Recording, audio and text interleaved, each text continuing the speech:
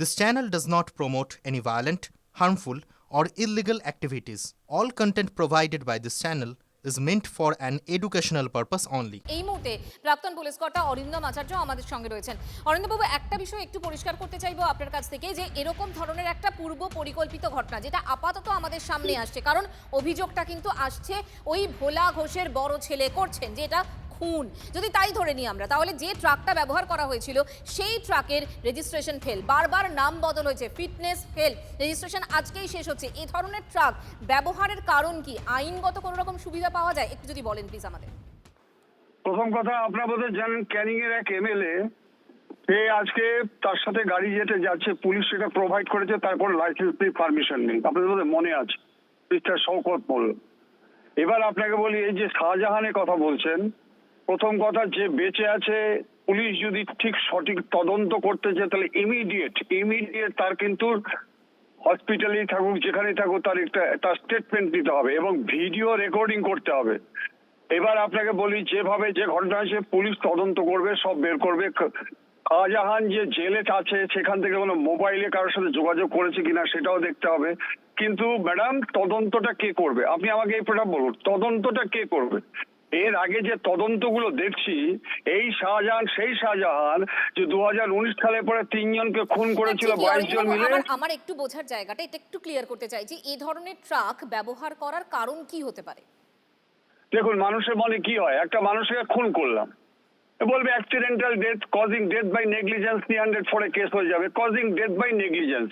কিন্তু এটি যে প্রিপ্ল্যান্ড ওয়াইজ করা হয়েছে, এটা যে তার আগে যে আজকে আমি মানে থট নেওয়া হয়েছে, তার ড্রিম নেওয়া হয়েছে, প্রিপারেশন নেওয়া হয়েছে, তারপরে অ্যাকশন, এইটা তো তদন্ত সাপেক্ষ। আপনি ধরুন, আমি এর সাথে রাগ আছে, আমি একটা খুন করে দিলাম, সেই খুনের এখন ড্যাগার পাবে কি রিভলভার পাবে সে প্রশ্নটা অন্যরকম। কিন্তু আমি যদি ট্রাক দিয়ে করি, তাহলে আপনি দেখুন কত রকম তদন্তটা থাকছে। এই তদন্ত যদি ঠিক মতো না করতে পারে, স্কিড মার্ক, গাড়িটা কিভাবে আসছিল, কোথা দিয়ে যাচ্ছিল, স্কিড মার্কটা এটা ভেরি ভেরি ইম্পর্টেন্ট। কত মাইল বেগে যাচ্ছিল, কিভাবে ব্রেক করা হয়েছিল, এগুলো this is the part of the investigation. But who will bell the cat? কে করবে? এটা কি সিবিআই করবে? তাহলে এক তদন্তের রেজাল্ট বেরোবে। আর স্টেট গভর্নমেন্ট যদি করে, তাহলে আপনি দেখুন বিগত দিনে 2019-এর যে তদন্ত দেখেছি, এটা মানে দুর্ভাগ্যজনক যে আজকে 3 জন খুন হওয়ার পরেও। বুঝতে পারছি, অনেক ধন্যবাদ। আপনাদের জানিয়ে রাখবো, দুর্ঘটনায় জখম ভোলা ঘোষকে প্রথমে স্থানীয় মিনাখা হাসপাতালে নিয়ে আসা হয়, পরে তাকে এসএসকেএমে নিয়ে আসা হয়। এই মুহূর্তে যে আপডেট আমরা পাচ্ছি, এসএসকেএম হাসপাতালে প্রাথমিক চিকিৎসার পর ভোলা ঘোষ তাকে ছেড়ে দেওয়া হয়েছে। এখনো পর্যন্ত যেমনটা খবর, এখানেই ভোলার মৃত ছোট ছেলে এবং গাড়ির চালকের দেহ রয়েছে। এসএসকেএম থেকে থানায় যাওয়ার কথা রয়েছে ভোলা ঘোষের শারীরিক যে আপডেট আমরা নেব এই মুহূর্তে। আমাদের প্রতিনিধি সুচরিতা আমাদের সঙ্গে রয়েছেন সরাসরি। সুচরিতা, এত বড় একটা অ্যাক্সিডেন্ট এবং শুধু তাই নয়, তার সঙ্গে ছোট ছেলেকে হারানো, ড্রাইভারও মারা গেছে। ভোলা ঘোষ তিনি কেমন আছেন শারীরিক এবং মানসিকভাবে? দেখো দীপ, এই মুহূর্তে তুমি টিভির পর্দায় নিশ্চয়ই দেখতে পাচ্ছ যে ভোলা ঘোষ, তাকে কিন্তু প্রাথমিক চিকিৎসার পর তাকে ছেড়ে দেওয়া হচ্ছে এবং তিনি এই মুহূর্তে দেখো গাড়িতে উঠছে। আমরা এই যে দেখছি একটি প্রাইভেট নার্সিং হসপিটাল, সেখানে কিন্তু ভোলা ঘোষ গাড়িতে উঠছেন এবং এখান থেকেই তিনি এসএসকেএম যাবেন, যেখানে তার মৃত ছেলে এবং যে তার যে চালক ছিল, যে সেও মৃত, তার কাছে পৌঁছবে এবং সেখান থেকে তিনি তারপর পুলিশের কাছে যাবে। এই মুহূর্তে আমরা দেখতে পাচ্ছি যে প্রাথমিক চিকিৎসার পর ভোলা ঘোষকে ছেড়ে দেওয়া হচ্ছে এবং আমরা যতটুকুনি জানতে পেরেছি যে ভোলা ঘোষের বুকে ব্যথা পেয়েছে। এবং অবশ্যই একটা জিনিস মাথায় রাখতে হবে, এত বড় অ্যাক্সিডেন্টে যেহেতু গাড়ির সামনে তিনি বসেছিলেন, তিনি কোনো রকমের রক্ষা পেয়েছেন, কিন্তু তার কাছে সবথেকে যেটা শকিং সেটা হচ্ছে তার ছোট ছেলে, সে কিন্তু মারা গেছে এবং সেই খবরটা তিনি শোনার পরে কিন্তু আমরা দেখতে পাচ্ছি যে এই খবরটা শোনার পরেই আমরা দেখতে পাচ্ছি যে তিনি ভেঙে পড়েছিলেন এবং তারপর তাকে এখানে হাসপাতালে নিয়ে আসা হয়েছে এবং ডাক্তাররা তার চিকিৎসা করার পর তাকে ছেড়ে দিচ্ছে এবং তিনি এখান থেকে সোজা একদম চলে যাবেন এসএসকেএমে, যেখানে তার ছেলের মৃতদেহ রয়েছে এবং সেখানেই আমরা জানি, সেখানে তার ছেলেকে দেখার পর তারপর যেটা কথা রয়েছে যে সেখান থেকে তারপর তিনি যাবেন পুলিশের কাছে এবং পুলিশের কাছে গিয়ে তিনি কমপ্লেন লঞ্চ করবেন। আমরা এই জানতে পেরেছিলাম এখানেও পুলিশ এসেছিল, কিন্তু সেইভাবে কোনো কিছু কথা হয়নি, বা যদি কথা হয়েছে সেই সম্পর্কে আমাদের কাছে সেরকম কোনো তথ্য এসে পৌঁছয়নি। কিন্তু এই মুহূর্তে তোমরা দেখতে পাচ্ছ যে এখান থেকে ভোলা ঘোষ তাকে গাড়িতে করে নিয়ে চলে যাওয়া হচ্ছে এবং সেখানে আমরা দেখতে পাচ্ছি যে সোজা চলে যাবেন SSKM এ। দীপ, দেখতেই পাচ্ছ যে লাল গাড়ি সাথে অনেক ধন্যবাদ তোমাকে। নজর রাখো, আমরা যে ছবি আপনাদের দেখাচ্ছি এই মুহূর্তে SSKM এর উদ্দেশ্যে রওনা দিচ্ছেন ভোলা ঘোষ। সেখানেই তার ছেলে এবং তার চালকের দেহ রয়েছে এবং তারপর তিনি থানাতেও সম্ভবত আজকে যাবেন। দেখুন এই গোটা ঘটনাটা যেটা আমরা শুরু থেকে বলছি, এই গোটা ঘটনার প্রতিটি পরতে একাধিক রহস্য রয়েছে। তার কারণ ভোলা ঘোষ তিনি অন্যান্য দিন আদালতে যাওয়ার পথে গাড়িতে চালকের পাশের আসনে বসেন, কিন্তু আজই তিনি চালকের পাশে বসেননি। চালকের পাশের আসনে বসেছিলেন তার ছোট ছেলে ভোলা ঘোষ, আজ বসেছিলেন গাড়ির পিছনের আসনে। তাই উল্টো দিক থেকে আসা ট্রাকটি যখন প্রায় 100 কিলোমিটার প্রতি ঘন্টার গতিবেগে গাড়িটিকে ধাক্কা মারে, তখন দুর্ঘটনায় জখম হলেও প্রাণে বেঁচে যান ভোলা ঘোষ। এবং ভোলা ঘোষ তিনি একাধিকবার অভিযোগের আঙুল তুলেছেন শেখ শাহজাহানের দিকে। ভোলা ঘোষের পরিবার, তার বড় ছেলে, তারাও আঙুল তুলেছে শাহজাহানের দিকে। এই মুহূর্তে আপনাদের যে ছবি দেখাচ্ছি, সরাসরি যে ছবি এই মুহূর্তে দেখতে পাচ্ছেন, জখম ভোলা ঘোষ তিনি এই মুহূর্তে SSKM এর উদ্দেশ্যে রওনা দিচ্ছেন, কারণ সেখানেই তার ছেলে। এটা কি পরিকল্পনা? এটা কি পরিকল্পনা? এটা কি পরিবার? কেন পরিকল্পনাটা কারা করেছে? খুব কষ্ট পাচ্ছি। হ্যাঁ। আমি বাড়িতে যেয়ে সবটা লিখে আমি যখন থানা দিচ্ছি, সবটা পেয়ে আমার খুব দমের কষ্ট হচ্ছে। এখান থেকে বেলুনটা পেটে এখানে লাগিল। প্রশাসনের প্রতি আমার ভরসা আছে। আপনি কি সামনের সিটে বসেছিলেন? আর ছেলে পিছনে সিটে বসেছিল। আচ্ছা, বসিরহাট আদালতে কোন কেসে যাচ্ছিলেন? বসিরহাট আদালতে আমি যখন আমার কাছে তাড়িয়ে দেয় একটা মিথ্যে রেপ কেস ছিল, তার ট্রায়াল ছিল, সেই কেসে যাচ্ছিলাম। এই ঘটনার নেপথ্যে কে বা কারা রয়েছে আমি সব বলবো স্যার। এখনো পর্যন্ত আপনি কি বলবেন? এটা কোনো দুর্ঘটনা নয়? না, দুর্ঘটনা। এটা কোনো দুর্ঘটনা না, নয়? না, না, না, না। এটা কোনো এখান থেকে বেলুনটা পেটে এখানে লাগিল। প্রশাসনের প্রতি আমার ভরসা আছে। আপনি কি সামনের সিটে বসেছিলেন? আর ছেলে পিছনে সিটে বসেছিল। আচ্ছা, বসিরহাট আদালতে কোন কেসে যাচ্ছিলেন? বসিরহাট আদালতে আমি যখন আমার কাছে তাড়িয়ে দেয় একটা মিথ্যে রেপ কেস ছিল, তার ট্রায়াল ছিল, সেই কেসে যাচ্ছিলাম। এই ঘটনার নেপথ্যে কে বা কারা রয়েছে আমি সব বলবো স্যার। এখনো পর্যন্ত আপনি কি বলবেন? এটা কোনো দুর্ঘটনা নয়? না, দুর্ঘটনা। এটা কোনো দুর্ঘটনা না, নয়? না, না, না, না। বাড়িতে যেয়ে সবটা লিখে আমি যখন থানা দিচ্ছি, সবটা পেয়ে আমার খুব দমের কষ্ট হচ্ছে। এখান থেকে বেলুনটা পেটে এখানে লাগিল। প্রশাসনের প্রতি আমার ভরসা আছে। আপনি কি সামনের সিটে বসেছিলেন? আর পায়ের ওপর দিয়ে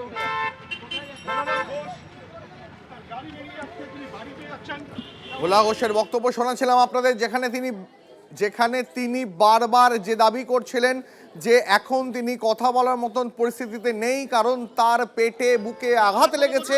এবং যে কথা তিনি বারবার বললেন যে তিনি মিথ্যে মামলায় তাকে ফাঁসানো হয়েছিল, সেই মামলার কারণে তিনি আদালতের দিকে যাচ্ছিলেন। আর তখনই এই ঘটনা ঘটে, যে ঘটনাতে তিনি তার ছোট ছেলেকে হারিয়েছেন, তার গাড়ির চালক মারা গেছে, তিনি আহতও হয়েছেন, তার বুকে পেটে ব্যথা রয়েছে। গাড়ি দুর্ঘটনায় জখম ভোলা ঘোষ, তার ছোট ছেলে এবং চালকের মৃত্যু হয়েছে। এই মুহূর্তে তিনি SSKM এর উদ্দেশ্যে যাচ্ছেন। যখন আসছে আমি তো চলে গেছি।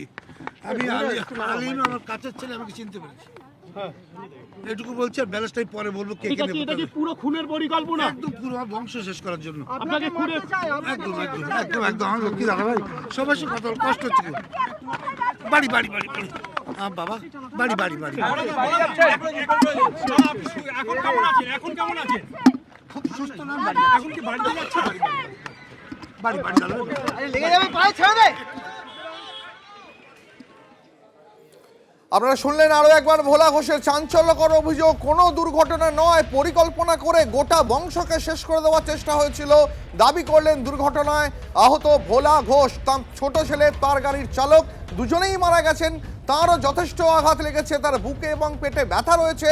এবং ভোলা ঘোষ নিজের মুখে যেটা দাবি করলেন, কোনো দুর্ঘটনা নয়, তার গোটা বংশকে শেষ করে দেওয়ার জন্যই চক্রান্ত করে এই ঘটনা ঘটানো হয়েছে। আরো একবার শোনাই আপনাদের, আহত ভোলা ঘোষ, তার কি অভিযোগ। হ্যাঁ আছে, বলুন। বাড়িতে যে সবটা লিখে আমি যখন থানা দিচ্ছি সবটা পেয়ে আমার খুব দমের কষ্ট হচ্ছে। এখান থেকে বেলুনটা পেটে কেন লাগিল, হ্যাঁ। প্রশাসনের প্রতি আমার ভরসা আছে। আপনি কি সামনের সিটে বসেছিলেন? আর ছেলে পিছনে পিছনে সিটে বসেছিল। আচ্ছা বসিরহাট আদালতে কোন কেসে যাচ্ছিলেন? বসিরহাট আদালতে হ্যাঁ, বসিরহাট আদালতে বসিরহাট আদালতে আমি যখন আমার কাছে তাড়িয়ে দেয় একটা মিথ্যে রেপ কেস ছিল, তার ট্রায়াল ছিল, সেই কেসে যাচ্ছিলাম। দুই সেই ছেলে। কেসে ট্রায়ালে ছিলেন। এই ঘটনার নেপথ্যে কে বা কারা রয়েছে? আমি সব বলবো স্যার। এখনো পর্যন্ত আপনি কি বলবেন? এটা কোনো দুর্ঘটনা নয়। না, দুর্ঘটনা। এটা কোনো দুর্ঘটনা না নয়। না না না না। হ্যাঁ আছে, বলুন। বাড়িতে যে সবটা লিখে আমি যখন থানা দিচ্ছি সবটা পেয়ে আমার খুব দমের কষ্ট হচ্ছে। এখান থেকে বেলুনটা পেটে কেন লাগিল, হ্যাঁ। প্রশাসনের প্রতি আমার ভরসা আছে। আপনি কি সামনের সিটে বসেছিলেন? আর পিছনে পিছনে সিটে বসেছিল। আচ্ছা বসিরহাট আদালতে কোন কেসে যাচ্ছিলেন? বসিরহাট আদালতে বসিরহাট হ্যাঁ, বসিরহাট আদালতে বসিরহাট আদালতে আমি যখন আমার কাছে তাড়িয়ে দেয় একটা মিথ্যে রেপ কেস ছিল, তার ট্রায়াল ছিল, সেই কেসে যাচ্ছিলাম। দুই সেই ছেলে। কেসে ট্রায়ালে ছিলেন। এই ঘটনার নেপথ্যে কে বা কারা রয়েছে? আমি সব বলবো স্যার। এখনো পর্যন্ত আপনি কি বলবেন? এটা কোনো দুর্ঘটনা নয়। ভোলানাথ ঘোষের বক্তব্য আপনাদেরকে শোনাচ্ছিলাম, তার অভিযোগটাও শুনলেন এবং এই শেখ শাহজাহান মামলার অন্যতম সাক্ষী ছিলেন তিনি, এবং তার বড় ছেলে ইতিমধ্যেই অভিযোগ করেছেন যে না, এটা যে ঘটনা ঘটেছে সেই ঘটনা কোনো রকম দুর্ঘটনা নয়, এটা আসলে পরিকল্পিত খুন। ভোলানাথ ঘোষের সাক্ষ্য আটকাতে জেলে বসেই খুনের ছককে ঘুষেছিল তাহলে শাহজাহান। এ যেন আদতে সিনেমার চিত্রনাট্য। 2023-এ সন্দেশখালীর ইডির ওপর হামলার ঘটনায় শেখ শাহজাহান এবং তার অনুগামীদের বিরুদ্ধে মামলা রুজু করে সিবিআই। সেই মামলার অন্যতম সাক্ষী একদা শাহজাহান ঘনিষ্ঠ ভোলানাথ ঘোষ। শাহজাহানের অনেক কীর্তি তার জানার, সেজন্যই কি তাকে দুনিয়া থেকে সরানোর ছক কষেছিল শাহজাহান। শাহজাহানের যে কর্মকাণ্ডে যে সাক্ষী ছিল ভোলা ঘোষ, ওনার গাড়িতে এটা তৃণমূলের পরিকল্পনা করেই ওনার লরি দিয়ে ধাক্কা মারা হয়েছে। উনি যাতে কোর্টে না পৌঁছাতে পারে, না সাক্ষী দিতে পারে, তার জন্য। শেখ শাহজাহান যে কত বড় দুর্নীতিবাজ, কত বড় মাফিয়া, আমাদের সন্দেশকারী কত বড় যে কত বড় ডন শেখ শাহজাহান, সেটা কিন্তু এখান থেকে কিন্তু মানুষ কিন্তু জানার আছে যে শেখ শাহজাহান জেলে থেকে সন্দেশখালী ওনার অনুগামীদেরকে কিভাবে পরিচালনা করছে। এটাই দেখলেই বোঝা যায়, ওনার গাড়িতে অ্যাক্সিডেন্ট করাটা দেখলেই বোঝা যায় যে শেখ শাহজাহান কিভাবে ওনার এই যত সংখ্যালঘু ওনার অনুগামী আছে সবাইকে কিভাবে কাজ করাচ্ছে সন্দেশখালীতে, যাতে এই আন্দোলনটাকে মুছে দেওয়া যায়। সেই পরিকল্পনা এই তৃণমূল কংগ্রেস শেখ শাহজাহান জেলের থেকে কিভাবে চালিয়ে যাচ্ছে। যে কোনো সিনেমার চিত্রনাট্যকেও এই দুর্ঘটনার যে গোটা যেটা হয়েছে, যে গোটা দুর্ঘটনা যেভাবে ঘটেছে তা কার্যত হার মানাবে। আপনাদের এবার শোনাবো গাড়ি দুর্ঘটনায় যে চালক মারা গেছেন তাঁর বাবার বক্তব্য, যিনি নিজেও সন্দেহ প্রকাশ করেছেন যে এইভাবে দুর্ঘটনা কিভাবে ঘটতে পারে। কারণ যে ঘাতক লরি সেটি খালি আসছিল, তালতলা মোড়ের পর থেকেই লরিটি বেপরোয়া হয়ে ওঠে। তারপরে আচমকাই লেন বদলে রং সাইডে গিয়ে গাড়িকে ধাক্কা মারে। দুর্ঘটনা নিয়ে সন্দেহ প্রকাশ করেছেন মৃত গাড়ি চালকের বাবা। অ্যাক্সিডেন্ট, রোডে অ্যাক্সিডেন্ট হয়েছে, এটা অ্যাক্সিডেন্ট।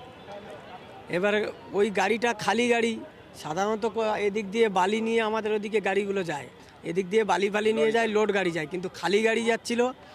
তালতলা মোড়ের পর থেকে গাড়ি বেপরোয়া গতি হয়ে যায়। যারা পিছনে বাইক ফাইক ছিল তারা বললো যে এই ব্যাপার, গাড়িটা একদম আমাদেরকে গাড়ি সাইড দিচ্ছিল না, পিছনে বাইকগুলো আসতে থাকে। তারপরে এখানে এসেই এদের গাড়িতে একদম সজোরের ডাইনে রং সাইডে গিয়ে একেবারে মেরে দেয়। সন্দেহ আছে? হ্যাঁ, সন্দেহ আমার হয়, যেহেতু রং সাইডে মেরেছে, গাড়ির সামনেও মারেনি। অল্টো গাড়িটা যদি সামনাসামনি মারতো সেটা আলাদা জিনিস। কোথায় মেরেছে? সাইডে মেরেছে। গাড়িটা স্পটে দেখলে তদন্ত হলেই প্রশাসন বুঝতে পারবে কিভাবে অ্যাক্সিডেন্টটা হয়েছে। এটা কি রাজ্য প্রশাসন তদন্ত করলে হবে নাকি সিবিআই? প্রশাসন যেই তদন্ত করুক, আমি সবার উপরে আস্থা আছে, যে তদন্ত করবে আমি মেনে নেবো যে আমার ছেলে রোড অ্যাক্সিডেন্টে মারা গেছে। পরে ফোন করে, আমি সঙ্গে সঙ্গে আমাদের ছেলেদের পাঠিয়েছি রেস্কিউ করার জন্য। তখন আপাতত আমি সেই সময়ে যে অবস্থা দেখেছি, দুজন ডেথ, কিন্তু ভোলা ঘোষকে আবার সঙ্গে সঙ্গে মিনাখা হাসপাতাল থেকে আমরা কলকাতায় পাঠিয়েছি। যদিও বিষয়টা সকালের ঘটনা, এর মধ্যে যদিও ওর পরিবারের লোকজন বলছে ষড়যন্ত্র আছে, আমি সেইভাবে এলাকার প্রতিনিধি হয়ে বলছি এটা তদন্ত হোক, পুলিশ নিশ্চয়ই তদন্ত করলে পরিষ্কার কিছু বেরোবে। তিনি কোর্টে যাচ্ছিলেন, তো ভোলা বাবুর সঙ্গে কথা হয়েছে, মানে কেন যাচ্ছিলেন, কি কোর্টে একটা সাক্ষ্য হয়েছিল? কোর্টে কোনো একটা মামলা ছিল, আজকে তার হয়তো ট্রায়াল ডেট ছিল। সেই মামলা আগের থেকেও কথা হয় এবং আজও সকালে কথা হয়েছে যে আমি কোর্টে যাচ্ছিলাম। এর মামলাটা এটা সিবিআই এর মামলা কিনা বলতে পারবো না, কিন্তু সেই তারপরে ভোলা ঘোষ আমাকে ফোন করেন। আমার আজ সকালে আপনার সঙ্গে কথা হয়েছে? আজ সকালেও কথা হয়েছে, সকালে কথা হয়েছে অ্যাক্সিডেন্টের পরে। আচ্ছা, অ্যাক্সিডেন্ট আগে কথা হয়নি, এর আগে কাল কথা হয়েছে। তো অ্যাক্সিডেন্টের পর কথা হয় যে আমি কোর্টে যাচ্ছিলাম, সেই সময় আমি সাইড দিয়ে যাচ্ছিলাম, হঠাৎ করে একটা লরি এসে এটা করে। কি বললেন যে জেনে বুঝে মেরেছে, মানে এইটা আমি বলতে পারবো না, ওই সময় তো তিনি সেই মুডে ছিলেন না যে বলতে পারবেন জেনে বুঝে মেরেছেন, কিন্তু এটা তদন্ত করলে বেরিয়ে আসবে। আচ্ছা, আপনাকে ফোনটা করলো কেন ভোলাবাবু? তখন তো তার ট্রিটমেন্ট, তার ছেলের ওই অবস্থা। না, আমাকে ফোন করেছিল এলাকার প্রতিনিধি, অ্যাম্বুলেন্স সহ এভরিথিং ওই সময় জোগাড় করা খুব দরকার ছিল। সঙ্গে সঙ্গে মানুষ গেছিলো, আমাদেরকে ছেলে পুলে গেছিলো, তারাও আমাকে ফোন করে রেস্কিউ করার জন্য। মানে যেখানে বরমারি অ্যাক্সিডেন্টটা হয় ওর পাশেই আমাদের ত্রিদীপ বলে কয়েকটা ছেলে সঙ্গে সঙ্গে পৌঁছে ওরাও আমাকে ফোন করে এবং ভোলা ঘোষকে ফোন ধরায়।